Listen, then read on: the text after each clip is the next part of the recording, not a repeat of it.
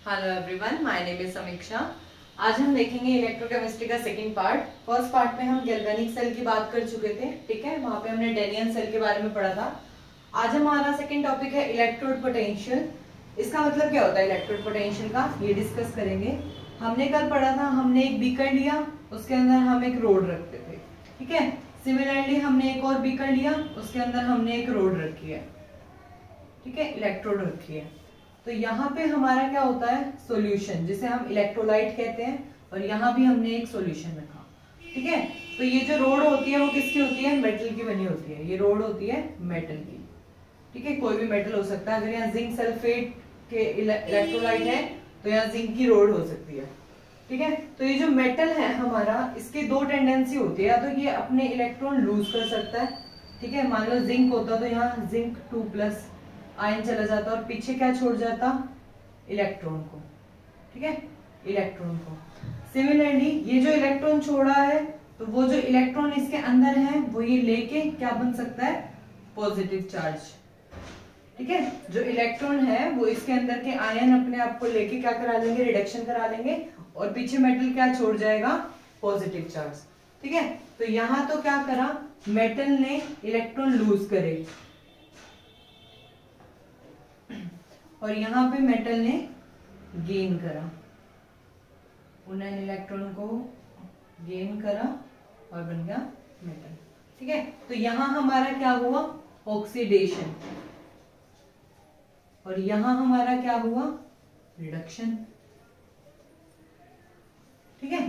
तो मेटल की क्या टेंडेंसी है, तो ये जो हमारा इलेक्ट्रोड है और इलेक्ट्रोलाइट है, इसके बीच में ये इंटरफेस है, ठीक है। तो देखो यहाँ पॉजिटिव और यहाँ नेगेटिव, तो जब भी कहीं पे पॉजिटिव नेगेटिव चार्ज आता है तो एक पोटेंशियल क्रिएट हो जाता है, ठीक है।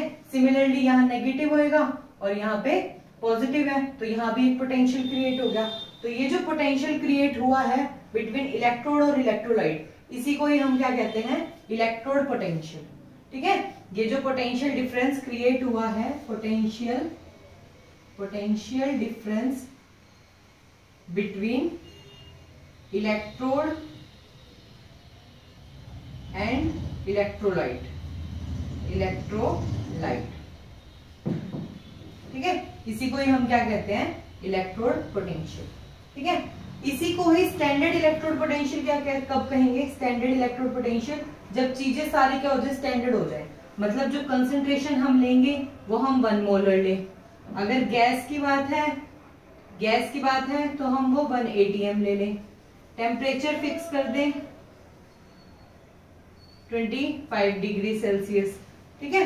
तो इस टाइम पे जब हमारी ये सारी स्टैंडर्ड कंडीशन हो जाएंगी, तो हमारा जो इलेक्ट्रोड पोटेंशियल है वो स्टैंडर्ड इलेक्ट्रोड पोटेंशियल हो जाएगा।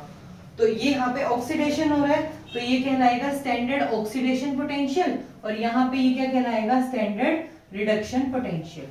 यहाँ तक कोई दिक्कत, ठीक है। तो ये हो गया हमारा स्टैंडर्ड ऑक्सीडेशन पोटेंशियल, और ये हो गया हमारा स्टैंडर्ड रिडक्शन पोटेंशियल।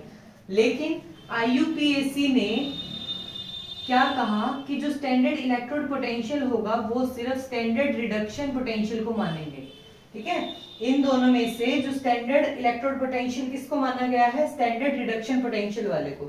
तो हमने सबका क्या देखना होगा, स्टैंडर्ड रिडक्शन पोटेंशियल को देखना होगा, ठीक है। और अगर किसी का हमें स्टैंडर्ड रिडक्शन पोटेंशियल पता है और अगर हमें उसका ऑक्सीडेशन पोटेंशियल पता लगाना है, तो जस्ट उसके आगे माइनस का साइन लगा दो। मतलब जो भी इसकी न्यूमेरिकल वैल्यू होगी उसका साइन चेंज कर दो, प्लस है तो माइनस कर दो, माइनस है तो प्लस कर दो। तो यहाँ से हम दोनों चीजों को निकाल सकते हैं। लेकिन मेन हमें ध्यान रखना है कि जो भी हमारा स्टैंडर्ड इलेक्ट्रोड पोटेंशियल होगा, जो भी पोटेंशियल की वैल्यू होगी, वो सिर्फ रिडक्शन पोटेंशियल ही हम एज्यूम करके चलेंगे। मतलब हर चीज वही लेंगे जिसमें क्या हो रहा हो, रिडक्शन हो रहा हो। अगर बाय द वे तुम्हें ऑक्सीडेशन दे दिया तो तुम पहले उसको साइन को चेंज करो, रिडक्शन में कन्वर्ट करो, फिर उसको आगे हम फॉर्मूले में पुट करेंगे। तो ये था हमारा इलेक्ट्रोड पोटेंशियल। अब हम देखेंगे EMF ऑफ द सेल, ठीक है।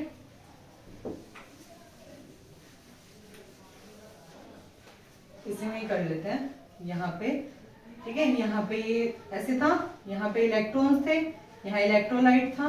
अगर हम इन दोनों को कनेक्ट करते हैं तो ये भी तो नेगेटिव पॉजिटिव है, ये दो बीकर के बीच में क्या हो गया, एक सेल पोटेंशियल, कंप्लीट सर्किट में एक सेल पोटेंशियल क्रिएट हो गया, ठीक है।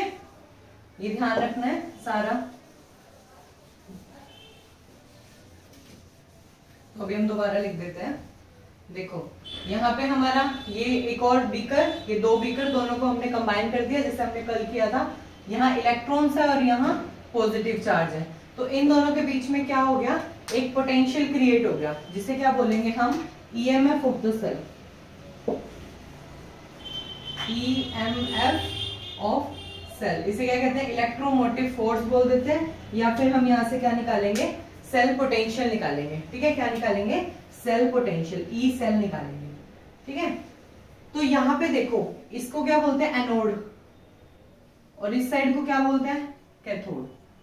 हमने कल लॉन से देखा था ना, लॉन लेफ्ट साइड पे ऑक्सीडेशन होगा, एनोड होगा और नेगेटिव चार्ज होगा। ठीक है, तो एनोड की वजह से जो इस साइड का लेफ्ट साइड का सेटअप है उस पे नेगेटिव पोटेंशियल क्रिएट हुआ है।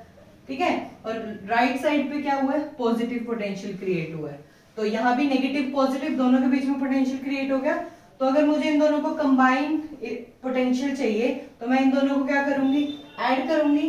तो ऐड करेंगे तो सबसे पहले आएगा पॉजिटिव वाला लिख दो, ई कैथोड माइनस ई एनोड, क्योंकि एनोड वाला माइनस है। ठीक है, तो इसको लिखने में भी सही रहेगा, ई कैथोड माइनस ई एनोड, या फिर हम क्या लिखते हैं, ई राइट साइड जो भी पोटेंशियल होगा माइनस में ई लेफ्ट साइड जो भी पोटेंशियल होगा उन दोनों को माइनस कर देंगे। ठीक है, यही सेम केस अगर स्टैंडर्ड में लेके चले, अभी हम यहाँ पे सारी स्टैंडर्ड की बात करेंगे, तो यहाँ पे हम ई नॉट सेल लिख सकते हैं is equal to E naught cathode minus E naught anode. Standard values हम यहाँ पे रख देंगे। ठीक है, तो अब तुम्हें मान लो कोई भी वो दे दी, सेल की इक्वेशन दे दी, तो तुम इसकी रिप्रेजेंटेशन कैसे करोगे। मान लो तुम्हें डैनियल सेल ही दे दिया कि जिंक 2+ है, प्लस में कॉपर है, इसने क्या बना लिया, जिंक प्लस में कॉपर, जिंक का क्या होता है, ऑक्सीडेशन, और कॉपर का क्या होता है, रिडक्शन।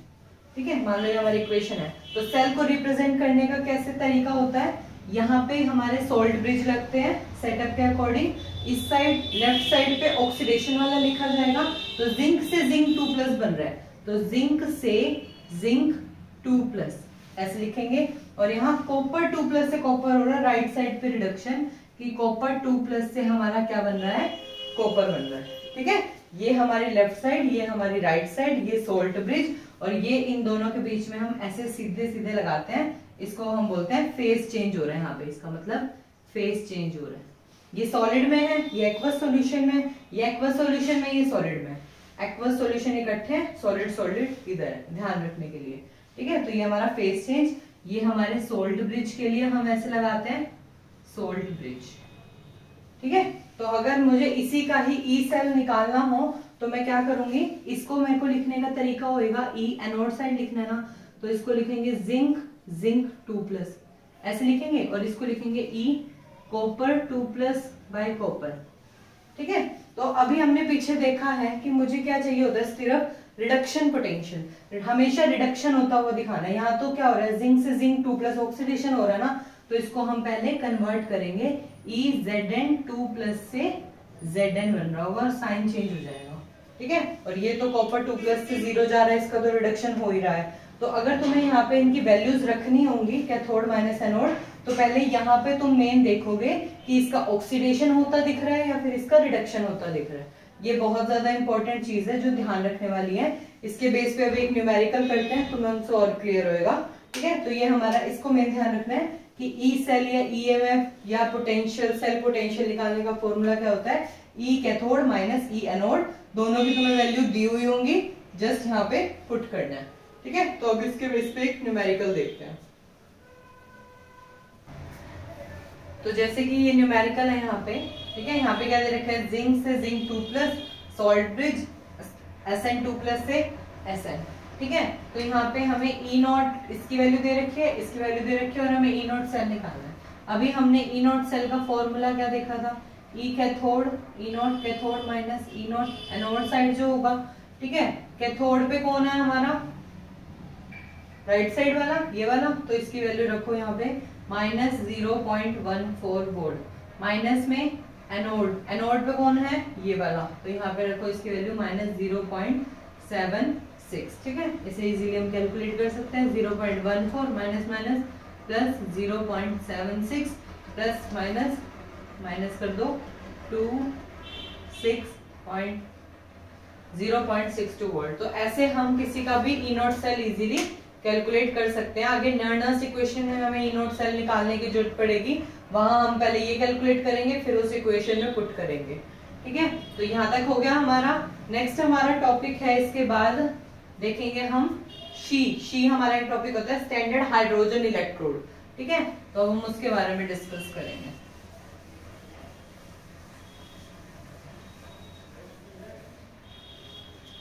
तो नेक्स्ट हमारा क्या टॉपिक है, she standard hydrogen electrode, standard hydrogen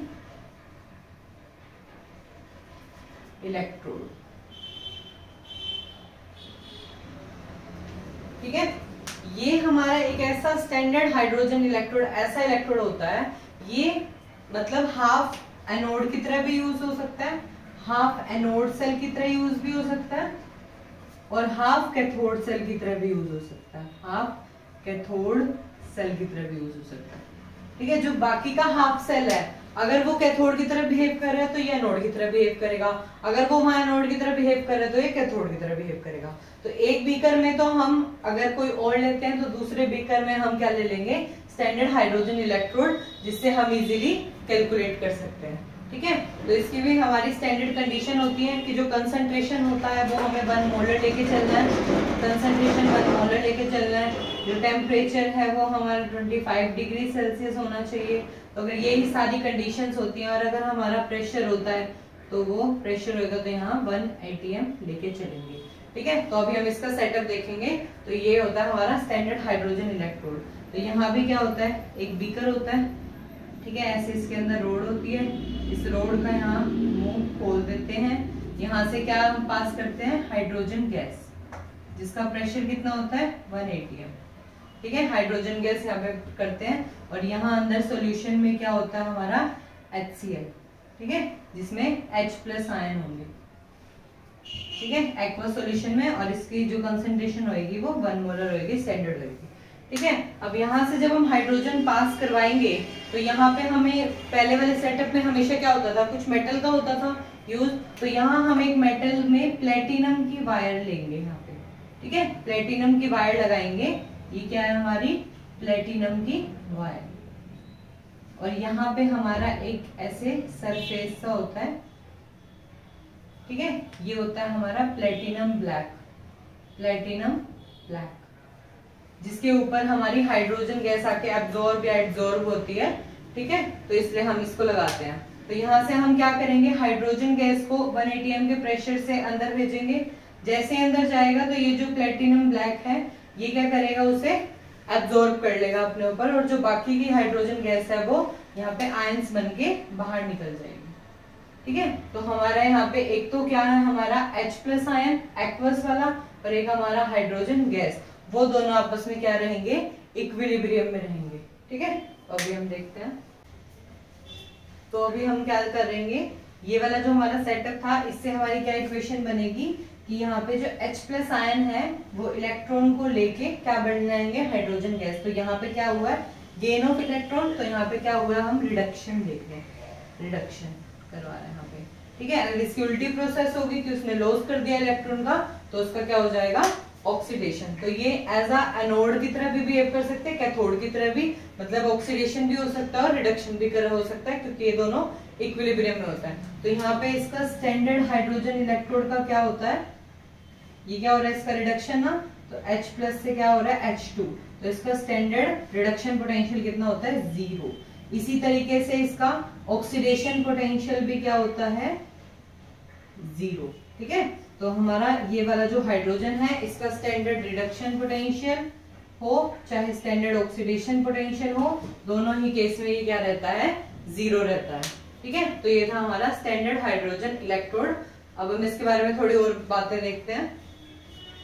तो अब हम इसके आगे क्या देखेंगे कि जो हमारा स्टैंडर्ड हाइड्रोजन इलेक्ट्रोड होता है, ये एनोड की तरह कैसे बिहेव करता है और कैथोड की तरह कैसे बिहेव करता है, ठीक है। तो जब ये एनोड की तरह बिहेव कर रहा है, मतलब अपना ऑक्सीडेशन करेगा, तो हमें पता है कि जो H2 है और जो क्या बन रहा था आयन में 2H प्लस बन रहा था, वो दोनों आपस में इक्विलिब्रियम में हो रहे थे। ठीक है, जो हमारा सेटअप था उसके अकॉर्डिंग ये इक्वेशन थी। तो यहाँ पे क्या हुआ कि H2 अपने इलेक्ट्रॉन लूज कर रहा है, मतलब ऑक्सीडेशन करवा रहा है। तो इसमें हम क्या लिखेंगे, हमारा E, इसको लिखने का तरीका क्या हो जाएगा, EH2 बाय H प्लस। ठीक है, इसका क्या हो रहा है, ऑक्सीडेशन, तो ये कितना आएगा 0। इसी तरीके से अगर मैं इसका निकालू EH plus by H2, H plus से H2, तो ये भी क्या आएगा 0। तो ये है इसका स्टैंडर्ड ऑक्सीडेशन पोटेंशियल, मतलब क्या है ये हाइड्रोजन का ऑक्सीडेशन पोटेंशियल, और ये है हाइड्रोजन वाले का रिडक्शन पोटेंशियल। तो दोनों ही 0 है। इनको कई बार रिप्रेजेंट करने का क्या से करते हैं, रिप्रेजेंट कैसे करते हैं, कई बार कैसे लिखा होता है जिसको देख के हम थोड़ा सा डर जाते हैं कि ये क्या लिख दिया।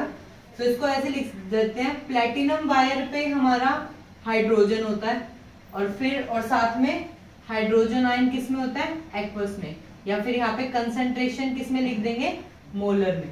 ठीक है, यू लिख देंगे 0.1 मोलर है कि 0.01 मोलर है, ऐसे लिख देंगे। ऐसे इसको रिप्रेजेंट कैसे करेंगे, यहाँ पे तो पहले H प्लस के साथ एक्वस है, ठीक है, यहाँ भी कंसंट्रेशन मोलर में लिख देंगे, और यहाँ पे फिर क्या आ जाएगा इस साइड हाइड्रोजन, या फिर प्लेटिनम इलेक्ट्रोड पे हाइड्रोजन गैस, प्लेटिनम पे हाइड्रोजन गैस। ठीक है, इसको ऐसे रिप्रेजेंट कर देते हैं, इसको ऐसे रिप्रेजेंट कर देते हैं, प्लेटिनम के साथ लिख देते हैं, और ये हमारा एनोड की तरह बिहेव कर रहा है, और यहाँ पे हमारा कैथोड की तरह बिहेव कर रहा है, और दोनों में ही इसकी वैल्यू 0 मानी जाएगी। अगर इस साइड 0 है तो इसके साथ जो हाफ सेल लगा होगा उसकी कुछ वैल्यू होगी, अगर ये कैथोड साइड में 0 है तो इसके एनोड साइड वाले की कुछ वैल्यू होगी। ठीक है, तो इस तरीके से हम ये देखते हैं स्टैंडर्ड हाइड्रोजन इलेक्ट्रोड। और इसके बाद हम बात करेंगे गिब्स फ्री एनर्जी की। ठीक है, हमारा एक टॉपिक है गिब्स फ्री एनर्जी।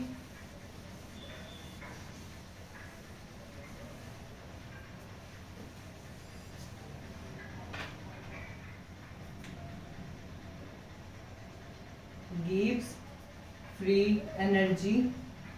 ठीक है, मतलब इसको हम इलेक्ट्रोड पोटेंशियल के साथ कैसे इसका रिलेशन बताएंगे, इलेक्ट्रोड पोटेंशियल के साथ गिब्स फ्री एनर्जी को कैसे कोरिलेट करेंगे। ठीक है, तो जैसे हमें पता है कि गिब्स फ्री एनर्जी में हमें जी से कोई मतलब नहीं होता, जी से कोई मतलब नहीं होता, हमें डेल्टा जी से मतलब होता है। ठीक है, तो डेल्टा जी क्या होता है हमारा इलेक्ट्रिकल वर्क, और डेल्टा जी वैल्यू क्या होनी चाहिए, नेगेटिव। स्पॉन्टेनियस रिएक्शन होती है ना, अपने आप रिएक्शन होती है, तो डेल्टा जी की वैल्यू लेस देन 0 होनी चाहिए स्पॉन्टेनियस के लिए। ठीक है, स्पॉन्टेनियस के लिए तो यहाँ पे इसकी वैल्यू नेगेटिव आनी चाहिए, और किसके इक्वल आती है, इलेक्ट्रिकल वर्क। जितना हम वर्क करेंगे उतना ही हमारा क्या होगा, गिब्स फ्री एनर्जी। ठीक है, तो ये जो इलेक्ट्रिकल वर्क है इसको क्या लिख सकती हूँ मैं, W से, वर्क हो गया ना W। ठीक है, तो अब ये जो W है इसको हम कैलकुलेट करके लेके आएंगे। देखो, जो मेरा वर्क डन होता है वो क्या होता है, charge into potential. Work done क्या होता है मेरा, चार्ज इनटू पोटेंशियल। तो यहां से मैं क्या कैलकुलेट करके लाऊंगी, चार्ज की वैल्यू। चार्ज किस पे निकालना है हमें, 1 मोल के ऊपर निकालना है, क्योंकि हम क्या ले रहे हैं, स्टैंडर्ड ले रहे हैं ना, तो 1 मोल के ऊपर निकालेंगे। तो कितने इलेक्ट्रॉन्स हैं, मान लो ये हमारा सेटअप था, तो इसमें n इलेक्ट्रॉन जो हो गए वो पास हो गए। चार्ज निकालना है तो मैं क्या करूंगी, क्यू की वैल्यू क्या रखूंगी, 1 इलेक्ट्रॉन के ऊपर चार्ज कितना होता है, 1.67 इंटू 10⁻⁻⁻19 कूलम। ठीक है, इनटू में n इलेक्ट्रॉन ट्रांसफर हुआ, और एक इलेक्ट्रॉन पे कितना मोल होता है हमारा, 6.022 इंटू 10⁻23। तो अगर हम इसको सॉल्व करेंगे, इसको और इस न्यूमेरिकल वैल्यू को जब तुम कैलकुलेट करोगे तो तुम्हारा आंसर लगभग आएगा 96485। ठीक है, इनटू में n। तो ये जो तुम्हारी ये वाली वैल्यू होती है ना, ये क्या होती है, फेराडे के इक्वल, फेराडे। ठीक है, तो 1 फेराडे कितना होता है, charge on 1 mole of electron, charge on 1 mole of electron, तो वो कितना होता है तुम्हारा फेराडे। तो ये हम अप्रोक्सीमेटली इजीली कैलकुलेशन करने के लिए इसको लेके चलते हैं 96500। ठीक है, तो इसको क्या ले लूंगी मैं, 96500 इंटू n, और क्या लिख सकती हूँ मैं इसको, nf, n, और इसकी वैल्यू क्या रख सकती हूँ मैं, f। तो यहाँ पे हम क्या निकाल रहे थे, गिब्स फ्री एनर्जी, वहां से हम लेके चले इलेक्ट्रिकल वर्क, किसने करा है, जो सेल ने वर्क किया है। ठीक है, वर्क का फॉर्मूला हम क्या निकाल के लाए हैं, चार्ज इनटू पोटेंशियल। चार्ज को मैंने कैसे निकाला है, 1 मोल के लिए हमने चार्ज निकाल दिया, NF आया। साथ में क्या है, पोटेंशियल, और ये पोटेंशियल कौन सा है, चेंज इन पोटेंशियल। ठीक है, तो अभी हमने पीछे देखा कि जब पोटेंशियल चेंज होता है तो उसको क्या बोलते हैं, ई सेल। ई सेल ही तो निकाल के आए हम। तो इन दोनों की वैल्यू जो है, क्यू की वैल्यू तो होगी NF। तो यहाँ पे मैं अगर पुट करूं तो क्यू इनटू में चेंज इन पोटेंशियल, क्यू की जगह मैं क्या रख सकती हूँ, NF, और डेल्टा V की मैं क्या वैल्यू रख सकती हूँ, E सेल। ठीक है, तो यहां से मेरा एक फॉर्मूला निकल के आ गया, डेल्टा G का माइनस NFE सेल। ठीक है, और अगर ये स्टैंडर्ड के लिए है तो ये भी स्टैंडर्ड के लिए हो जाएगा।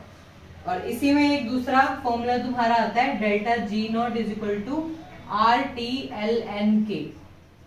ठीक है, माइनस में RTLNK, ये तुम्हारा होता है इक्विलिब्रियम कांस्टेंट।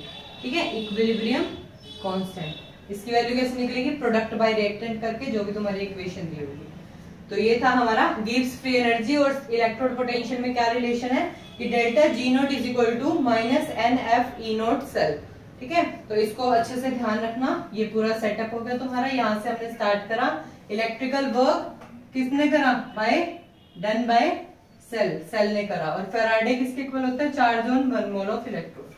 ठीक है, तो यहाँ से हम क्या निकाल सकते हैं, डेल्टा जी अगर तुमसे पूछे ई नोट सेल भी तुम्हें निकालना आता है, ई कैथोड माइनस ई एनोड, वो यहाँ पे निकाल के पुट करके, और जितने इलेक्ट्रॉन्स का एक्सचेंज हुआ है, एन क्या यहाँ पे नंबर ऑफ इलेक्ट्रॉन कितने ट्रांसफर हुए हैं, और एफ फैराडे की वैल्यू ये रखोगे और उसको सॉल्व कर दोगे। ठीक है, तो नेक्स्ट हमारा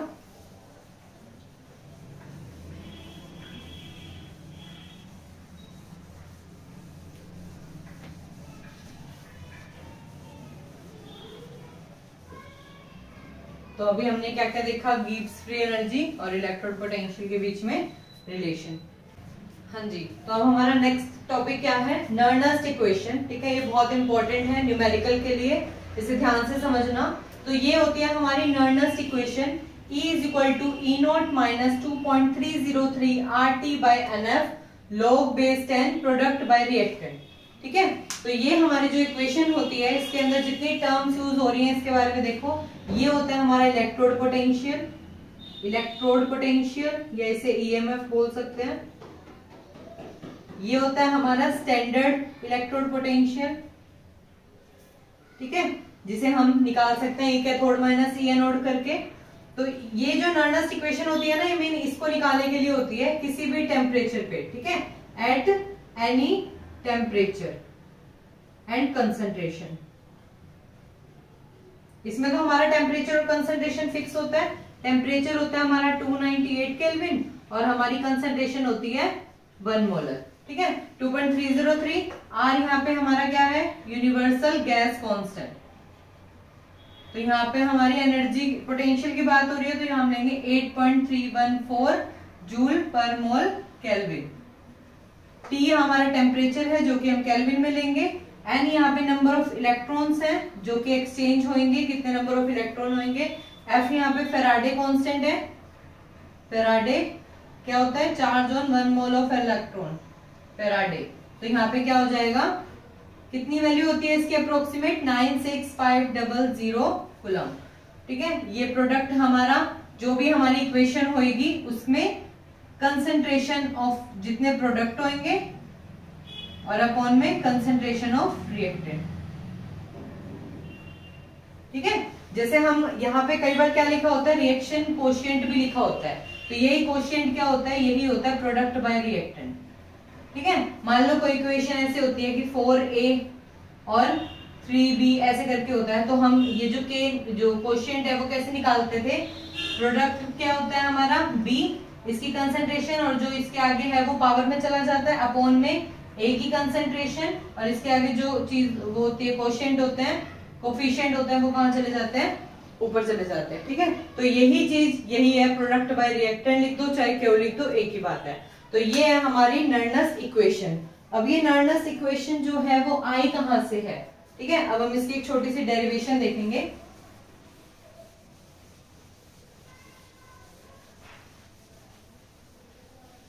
तो अभी क्या देखा हमने कि नर्नस इक्वेशन जो आई थी वो आई कहां से है, तो नर्नस इक्वेशन आई है थर्मोकेमिस्ट्री से रिलेट होके आई है, थर्मोकेमिस्ट्री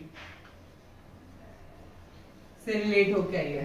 ठीक है, तो यहाँ पे हम क्या देखेंगे, थर्मोकेमिस्ट्री की क्या होती है, delta G is equal to delta G naught plus 2.303 RT log base 10, ठीक है, और प्रोडक्ट बाय रिएक्टेंट या फिर जो भी हम क्वोशिएंट लिखते हैं। तो ये हमारी इक्वेशन थी। यहाँ पे हमें पता है जो डेल्टा जी होता है वो लेस देन 0 होएगा तभी स्पॉन्टेनियस होएगा, अगर ग्रेटर देन 0 होता है तो नॉन स्पॉन्टेनियस होता है, और इक्वल टू 0 होता है तो इक्विलिब्रियम शो करता है। तो यहाँ पे हम डेल्टा जी की वैल्यू रखेंगे -NFE, ठीक है, और डेल्टा जी नोट हो जाएगा -NF ई नोट सेल प्लस 2.303 चल रहा है, RT भी साथ में चल रहा है, log बेस 10 ये भी चल रहा है, प्रोडक्ट बाय रिएक्टेंट ये भी सेम रहेगा। ठीक है, यहां तक कोई दिक्कत? अब क्या करें, पूरी इक्वेशन को NF से डिवाइड कर दो। ठीक है, पूरी इक्वेशन को NF से डिवाइड कर दो।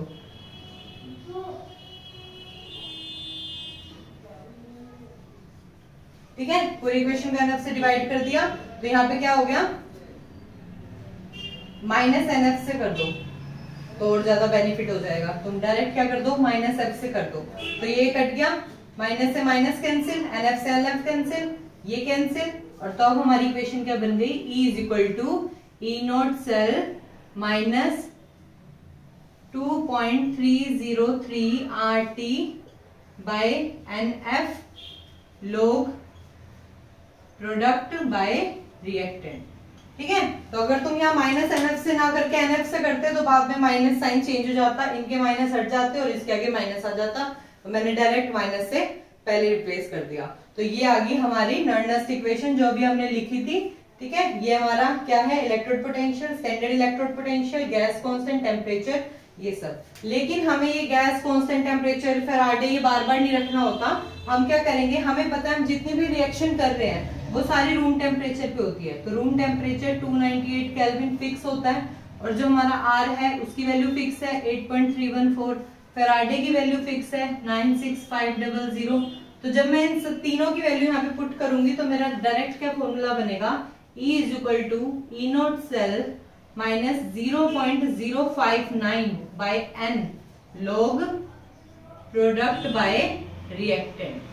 ठीक है, तो तुम्हारी मोस्ट सारे न्यूमेरिकल जो होंगे ना मोस्ट ऑफ, वो इससे इजीली सोल्व हो जाएंगे। तुम्हें बार बार RTF की वैल्यू रखने की जरूरत नहीं पड़ेगी। तुम बस देख लेना, टेम्परेचर तुम्हारा 25 डिग्री सेल्सियस दे रखा है, मतलब वो रूम टेम्परेचर पे है, ये वैल्यू फिक्स है, तो डायरेक्ट तुम्हें क्या रखना है 0.059, कितने एन इलेक्ट्रॉन एक्सचेंज हो रहे हैं, प्रोडक्ट की कंसंट्रेशन बाय रिएक्टेंट की कंसंट्रेशन। ठीक है, तो ये था हमारा नर्नस्ट इक्वेशन। अब इसके अंदर हम एक छोटी सी चीज देखेंगे कि ये जो नर्नस्ट इक्वेशन है ये इक्विलिब्रियम पे कैसे बिहेव करती है। ठीक है, इक्विलिब्रियम कांस्टेंट निकालेंगे फ्रॉम नर्नस्ट इक्वेशन।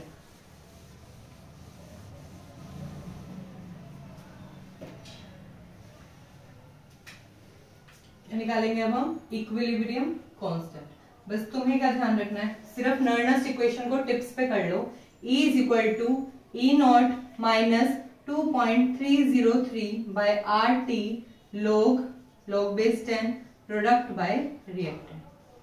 ठीक है, तो जब हम इक्विलिब्रियम की बात करेंगे तो इक्विलिब्रियम पे अभी हमने देखा कि डेल्टा जी क्या हो जाता है, 0 हो जाता है, डेल्टा जी 0 हो जाता है तो NFE 0, मतलब यहाँ पे E क्या है 0, तो ये चीज क्या हो जाती है 0। स्टैंडर्ड कभी भी 0 नहीं होता। ठीक है, बाकी क्या बचा 2.303 RT log बेस 10, और जो प्रोडक्ट बाय रिएक्टेंट है ये भी इक्विलिब्रियम कांस्टेंट में कन्वर्ट हो जाएगा। तो अब हमारी नई इक्वेशन क्या बनेगी, E नॉट, इसको इधर ले आओ। ठीक है, E naught is equal to 2.303 by RT log KC। ठीक है, सॉरी छोटी सी मिस्टेक होगी, क्या था, RT by NF, RT by NF, RT by NF। ठीक है, सॉरी मिस्टेक होगी थोड़ी सी। तो यहाँ पे क्या होता है 2.303 RT by NF, log Kc। तो यहाँ पे भाई R, T और F की वैल्यू को कांस्टेंट रख दो टेम्परेचर पे, मतलब रूम टेम्परेचर पे। तो क्या आएगा 2.303 का क्या हो जाएगा 0.059 बाय n, क्योंकि हम इन तीनों की वैल्यू रख चुके हैं, और log Kc। तो कभी तुमसे Kc निकालने को पूछ लेंगे, कभी तुम्हें E नॉट पूछ लेंगे, कभी n की वैल्यू पूछ लेंगे, तो वो इस इक्वेशन से तुम इजीली निकाल सकते हो। कब? जब हमारा इक्विलिब्रियम कांस्टेंट होएगा। क्वेश्चन में तुम्हें दे देंगे कि इक्विलिब्रियम है, तब तुम ये वाली इक्वेशन यूज करोगे। ठीक है, तो हमारी नर्नस इक्वेशन क्या होती है, E is equal to E naught minus 2.303 RT by NF log base 10 product by reactant. तो ये था हमारा नर्नस इक्वेशन का टॉपिक। तो इसका जो बाकी का पार्ट है वो हम नेक्स्ट वीडियो में करेंगे। Thank you.